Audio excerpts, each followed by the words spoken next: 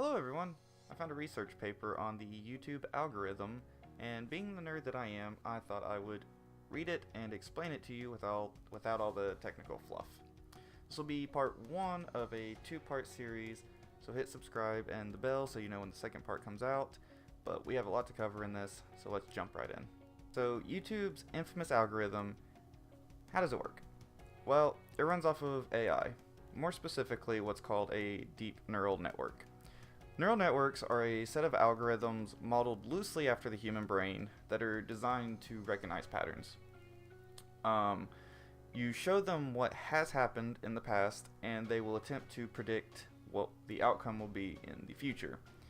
That's what makes it different than normal code, is that instead of telling it what to do, it figures that part out on its own. You just tell it what you want it, what the output should be. YouTube actually uses multiple neural networks in what's called a 2-staged information retrieval dichotomy. Don't worry if that didn't make a lot of sense to you. It basically means that there are 2 processes filtering the system of YouTube video generation and rankings, suggestions, all of that. There's a 2-part process to it. Those parts is the deep candidate generation and the deep ranking algorithm. We're going to be focusing just on the candidate generation in this video. Part 2 will handle the deep ranking.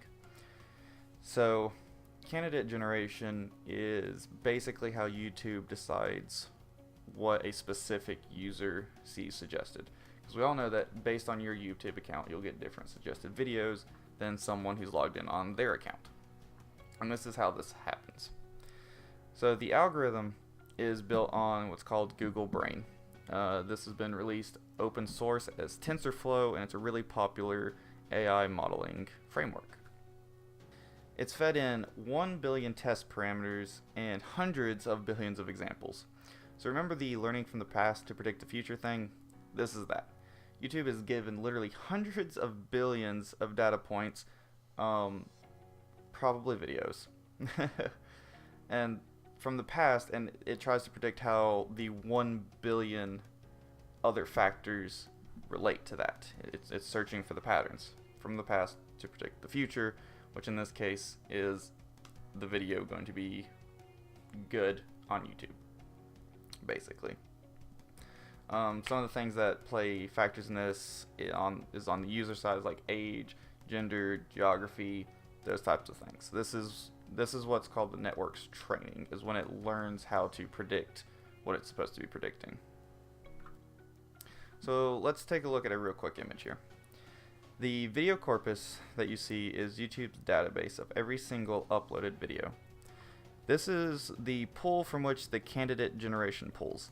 It combines that outcome of its training with user history to filter the videos even more from a number of millions down to just hundreds. Now is the part I'm sure you've been waiting for. How does it select those hundreds of videos that get pushed to the user? And the answer is calculus and math and formulas. So this formula looks a little crazy, but we'll kind of go over the important stuff out of it. This is the prediction probability, which is based off of a specific video's watch time at a specific time of day, pulled from millions of video classes based off of user history and context. Or more simply, is the video relevant based off of the user's history? Was the video holding watch time? When was it holding watch time? And when does the user watch? As well as what does the user watch? Now obviously new videos on YouTube should be promoted, but it typically seems like these new videos have a hard time getting around and being suggested. Why is that? Well, YouTube places higher priority on relevance than what they call freshness, or how new a video is. So new content will only outperform older content if it's more relevant than the older content. YouTube will take all this data and make a prediction for watch time over the next few weeks. During that time, it'll push the video and collect data. Once that data is collected, it will then retrain itself to see if the target audience was found. Again, this is all based on the watch time. What does all this really mean for a content creator? For someone who really doesn't care that much about the tech side of it, the software side of it, they just want to know, in layman's terms, how does this work? Well, you may have picked up on a few keywords and phrases that I seem to have been saying over and over and over again throughout this video. Some of those include watch time, audience, user history, and relevance. I may have said that. I don't know. So, what you need to do is you need to be relevant to your audience. Don't try to please everyone. As tempting as that may be because you want to get your video out to everyone, that doesn't mean that you have to cater your video to everyone.